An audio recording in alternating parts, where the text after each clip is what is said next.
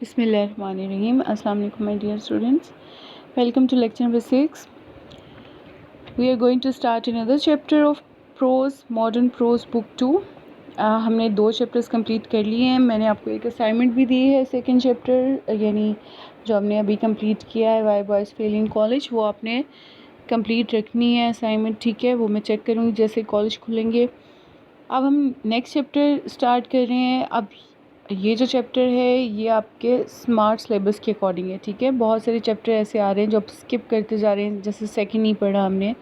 इसी तरह अब ये जो है ये फोर्थ भी नहीं पढ़ रहे हम एंड ऑफ टर्म. इसके बाद हम फिफ्थ पढ़ रहे हैं. तो ये फिफ्थ इंक्लूडेड है आपके स्मार्ट सिलेबस में, फोर्थ नहीं है, क्योंकि मैंने आपको फर्स्ट डे बताया था कि हमने 5 चैप्टर्स पढ़ने हैं मॉडर्न प्रोज से. So let's start the chapter. You have to open your books on page number 17 on destroying books. ये है टाइटल हमारे चैप्टर का. अब मैंने आपको बताया था कि मॉडर्न प्रोज जो है that is not about short stories. ठीक है, उसमें शॉर्ट स्टोरीज़ नहीं होंगी. अब जैसे आप फर्स्ट टाइम में बुक 1 में शॉर्ट स्टोरीज़ पढ़ते थे, it's quite different from that. ठीक है, आपने इसको शॉर्ट स्टोरी की तरह नहीं लेना. ये जो हम चैप्टर पढ़ने वाले हैं, अब जैसे why boys fail in college पढ़ा या द डाइंग सन पढ़ा, उसमें तो एक चैप्टर इस सेंस में था कि एक ऐसे टाइप लिखा हुआ था, डिस्कशन थी सारी. लेकिन ये जो हम चैप्टर पढ़ने वाले हैं it's a kind of experience और स्टोरी और ऑटोबायोग्राफी, क्योंकि वो अपनी ही कहानी खुद सुना रहा है. तो ये राइटर की आप बीती, जैसे उर्दू में कहते हैं ना, ऑटोबायोग्राफी आप कह सकते हो. लेकिन सारी लाइफ की स्टोरी नहीं है, एक इंसिडेंट बता रहा है, एक्सपीरियंस बता रहा है. लेकिन फिर भी हम इसे शॉर्ट स्टोरी नहीं कहेंगे, क्योंकि हमने जैसे फर्स्ट ईयर में 9 शॉर्ट स्टोरीज पढ़ी थी, तो दे वर क्वाइट डिफरेंट, क्योंकि वो एक दे हैव अ मॉरल, उनके ख़ास प्लॉट होता है, एक सेटिंग होती है, कुछ करेक्टर्स होते हैं. ये इस तरह की शॉर्ट स्टोरी या मॉरल स्टोरी नहीं है. ठीक है, ये जस्ट एक एक्सपीरियंस है. ये फॉर एंटरटेनमेंट हो सकता है, फॉर फन हो सकता है, इसका कोई एक ख़ास मॉरल नहीं है. तो हम पढ़ते हैं कि who was J C. Square on destroying books, हो गया यानी बुक्स की या किताबों की तलाफ़ी या उनकी तबाही. और जे.सी. स्क्वायर इसका राइटर है. Who was J C. Squire, J C. Squire को सर जे.सी. स्क्वायर भी कहा जाता है. जैसे मैंने आपको बताया, अक्सर आउट ऑफ ऑनर या आउट ऑफ रिस्पेक्ट भी सर बुलाया जाता था. तो जे.सी. स्क्वायर का फुल नेम था John Collings Squire. He was a British writer और ये एक बहुत बड़े मैगज़ीन में, लंदन के एक मैगज़ीन में एडिटर थे और लिखाने वाला काम था इनका, और ये इसलिए इनको राइटर और एडिटर के तौर पे जाना जाता है. He was born in 1884 and died in 1958. ठीक है, इतना इनके लिए काफ़ी है, क्योंकि हम सिर्फ नाम से हमें और उनके थोड़े बहुत काम से फेमिलियर होना चाहिए, ताकि अगर कोई क्वेश्चन आ जाता है इनके नेम से, so we should know. Let's start the text. अब वैसे ही पढ़ेंगे हम. आपने ट्रांसलेशन से ज़्यादा फोकस करना है इंफॉर्मेशन पे, एडिशनल क्वेश्चंस पे और सिनोनिम्स पे. ओके, ये चैप्टर वैसे तो छोटा सा है, जैसे why boys fail in college भी 3 पेजेस का था, मतलब 2.5 पेजेस का ये है. तो हम इसको भी जल्दी से कवर कर लेंगे, लेकिन आपको समझ ज़रूर आनी चाहिए, समझना ज़रूर है, थॉरली अटेंड ज़रूर करना है, सारी फुल वीडियो देखा करें ताकि आपकी कोई भी चीज़ स्किप ना हो, क्योंकि ये दोबारा नहीं पढ़ाया जाएगा आपको. ये दोबारा टाइम हमारे पास नहीं आएगा, क्योंकि हमने बहुत सारी चीज़ें कवर करनी है. मैंने आपको बताया था सबसे लेंथी और ज़्यादा टाइम टेकिंग जो चीज़ है वो नॉवल है गुड बाय मिस्टर चिप्स. तो हमने बहुत ज़्यादा टाइम उसमें लग जाना है, इसलिए आप इन लेक्चर्स को काइंडली प्लीज़ अच्छी तरह अटेंटिवली अटेंड किया करें. Okay, so start with the first paragraph, page number 17. It says in the paper, अखबार में कहा जाता है, पेपर न्यूज़पेपर का नाम है, न्यूज़पेपर के लिए लिखा हुआ है. अखबार में कहा गया है that over 2 million volumes have been presented to the troops by the public. अब ये कहानी या इंसिडेंट बुक्स के बारे में, ये तो हमें टाइटल से आइडिया हो गया. यहाँ पे वर्ड आ रहा है वॉल्यूम्स. वॉल्यूम्स का मतलब है बुक्स. ठीक है, वॉल्यूम्स यहाँ पे स्टैंड करती हैं बुक्स के लिए. अब ये वॉल्यूम्स क्यों कहा जाता है, क्योंकि जैसे होती है ना एडिशन होते हैं, जैसे आपकी बुक्स हैं, सनशाइन है, हेल्पिंग बुक्स हैं, उनके एडिशन होते हैं. मतलब हर साल बुक वही होती है, उसमें थोड़े बहुत चेंज करके, रिवाइज़ करके, उसको दोबारा से एडिट करके पब्लिश किया जाता है, तो इसलिए उसे वॉल्यूम कहा जा रहा है। बुक्स कहेंगे वॉल्यूम्स को। 2 मिलियन कितना हो जाएगा? मिलियन इज़ फॉर 10, हाँ जी 10 लाख, तो 2 मिलियन हो जाएगा 20 लाख। कोई 20 लाख किताबें थी have been presented to the troops by the public, जो आवाम की तरफ से ट्रूप्स को भेजी गई। ट्रूप्स मतलब मिलिट्री पर्सनस या पर्सोनल्स जो होते हैं, उनको फ़ौज कह लें, आर्मी कह लें, मिलिट्री कह लें, उनको भेजी गई ऐसे चैरिटी के तौर पे कि चलो ये हम किताबें ज़ाया नहीं करते, हम भेज देते हैं, किसी के काम आ जाएंगी। It would be interesting to note to inspect, ये बात बड़ी ही दिलचस्प है कि इनको अगर इंस्पेक्ट किया जाए इन बुक्स को कि किस तरह की बुक्स थी वहाँ पे। तो इंस्पेक्ट मतलब एग्जामिन करना, चेक करना, किस तरह की बुक्स भेजी गई थी। तो बड़ी इंटरेस्टिंग बात हमारे सामने आएगी। मोस्ट ऑफ देम, उनमें से ज़्यादातर, नो डाउट यानी अनडाउटेडली, कोई शक नहीं, यकीनन, of course, are quite ordinary and suitable. उनमें से ज़्यादातर तो चलो अच्छी खासी आम सी किताबें थी और सही थी, सूटेबल थी, रीज़नेबल थी, पढ़ने के काबिल थी। But it was publicly stated, लेकिन अवामी तौर पे ये देखा गया that such as magazines 20 years old, अब ऐसी फजूल किताबें भी भेजी गई थी। चलो फ़ौज को भेजी जा रही है, इस तरह की बुक्स हों, मुफ्त आप दे रहे हैं किसी को, तो चलो अच्छी बुक्स दे दें, मतलब जो दूसरी फजूल सी किताबें वो ना भेजें। तो ज़्यादातर तो ठीक ठाक थी, फेवरेबल, सूटेबल थी, लेकिन कुछ बुक्स ऐसी थी जैसे 20 ईयर्स ओल्ड मैगज़ीन्स। अब 20 साल पुराने जो रिसाले या मैगज़ीन्स होते हैं वो किसी काम के नहीं होते, जब वो अप टू डेट नहीं होते, आजकल के दौर के नहीं होते, मॉडर्न उसमें न्यूज़ या कुछ इन्फॉर्मेशन नहीं होती, तो वो यूज़लेस बुक्स हैं। इस तरह की बुक्स भी भेजी गई। Guides to the Lake District, Lake District इनका एक स्टेशन है, एक हिल स्टेशन है, जैसे हमारा नारायण का खान हो गया, ये इलाके हो गया।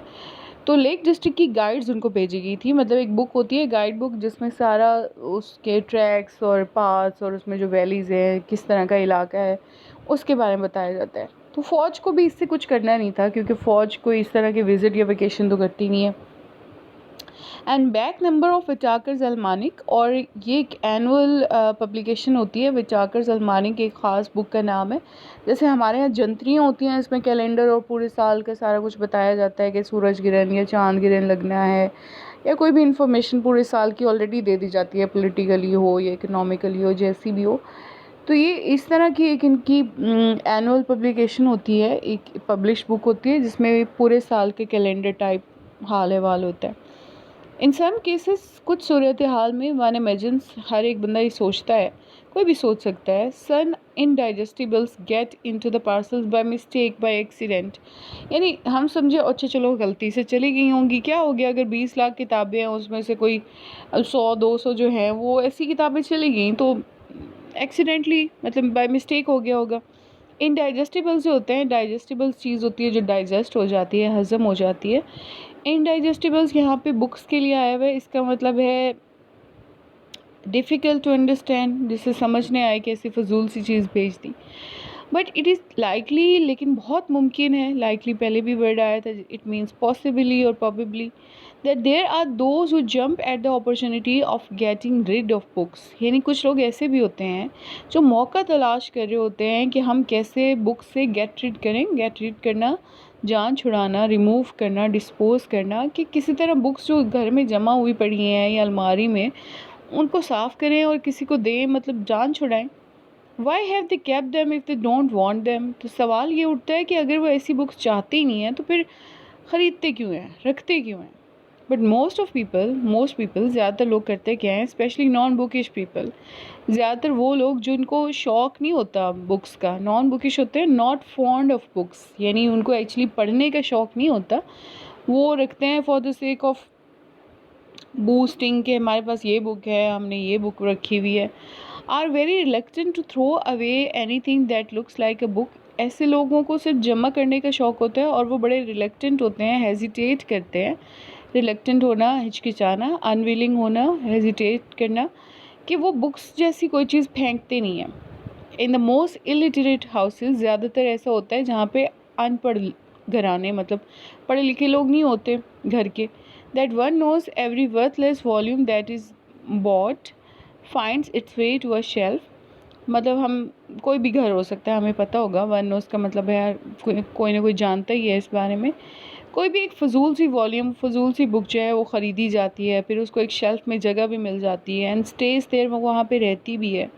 In reality it is not merely absurd, अगर हकीकत में सोचा जाए तो ये ना सिर्फ बेवकूफ़ी है, मेरली होता है जस्ट, और एब्सर्ड मीन्स फुलिश और रिडिकुलस।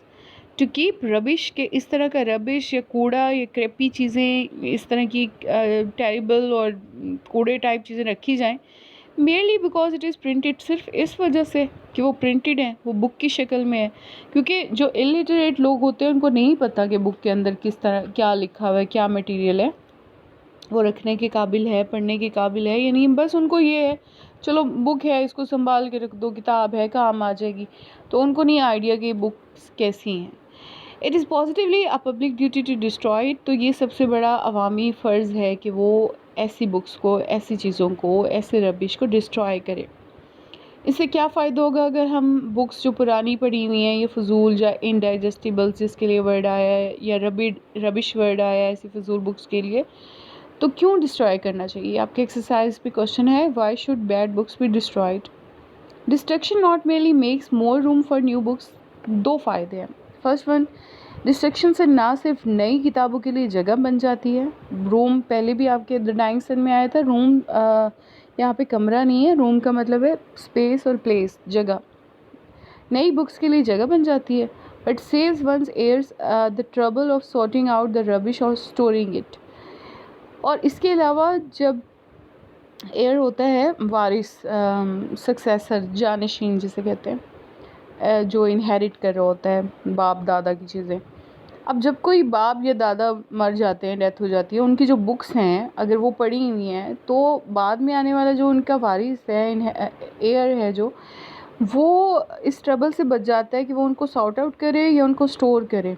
यानी उसको ये समझ नहीं आती कि इतनी सारी बुक्स मेरे बाप या दादा की पढ़ी हुई हैं, मैं इनको सॉर्ट आउट कैसे करूँ, सॉर्ट आउट करना, ऑर्गेनाइज़ करूँ, ऑर्डर में रखूँ, कौन सी बुक्स रखूँ, कौन सी वेस्ट करूँ। तो उस बच्चे को नहीं पता कि मैं क्या करूँ, उससे नहीं आइडिया कि ये बुक्स कैसी हैं, क्योंकि उसने सारी बुक्स नहीं पढ़ी हुई।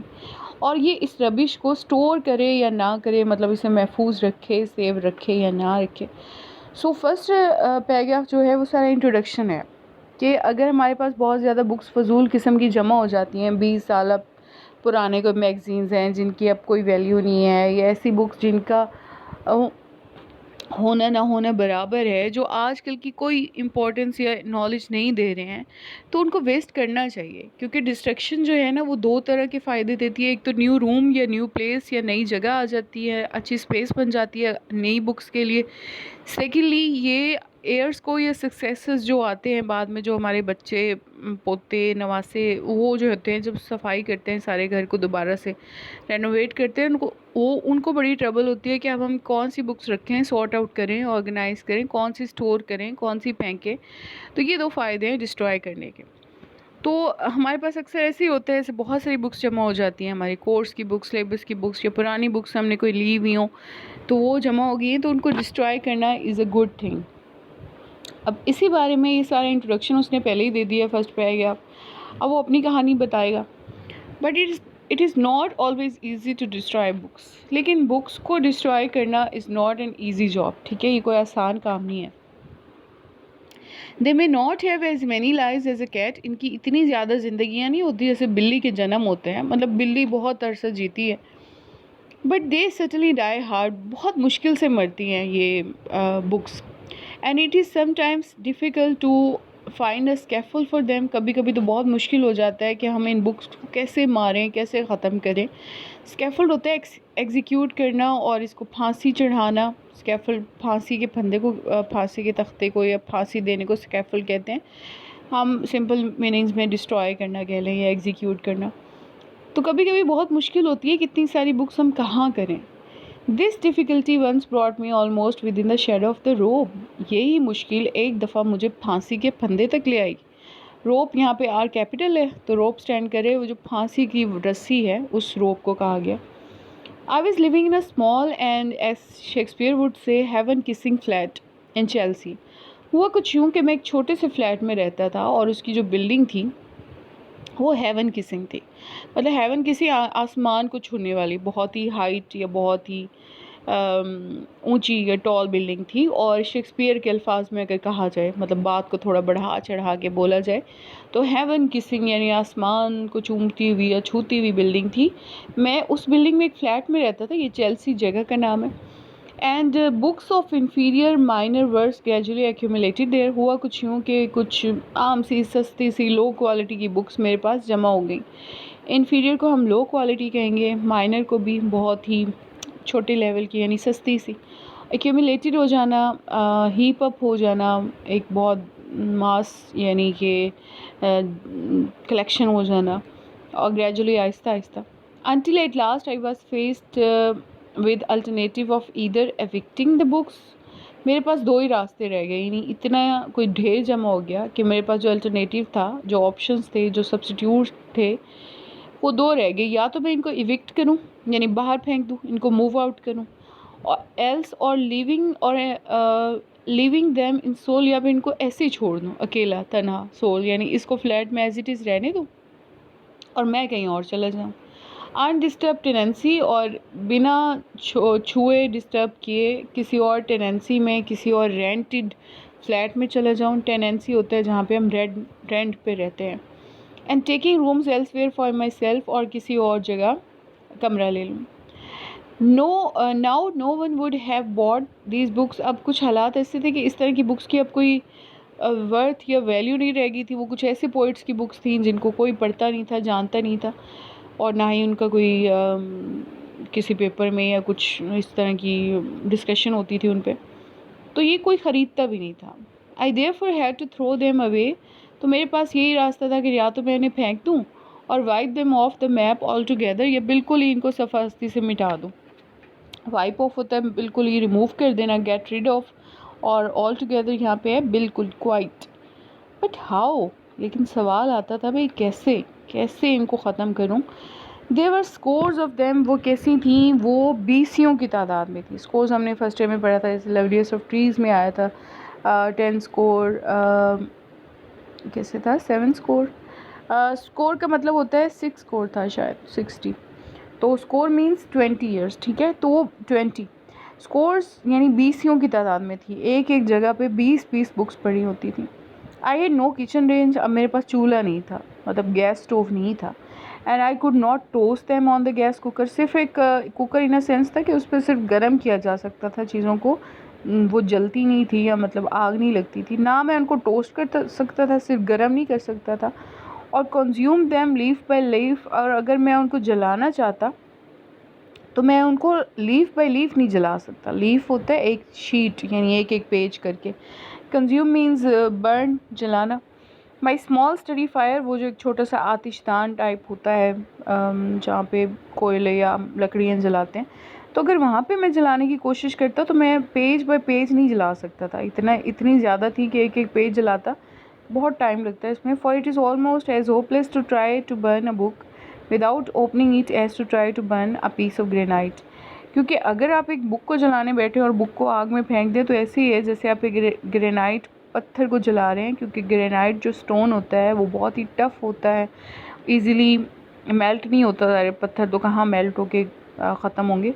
तो ये पत्थर को जलाने जैसा था कि आप बुक को ऐसे फेंक के जला दें, क्योंकि बुक्स इतनी हैवी और अंदर से बल्की होती हैं कि वो आसानी से जलती नहीं है, फुली नहीं जलती, उनकी साइड या सेंटर जल जाएगा पर अंदर से नहीं।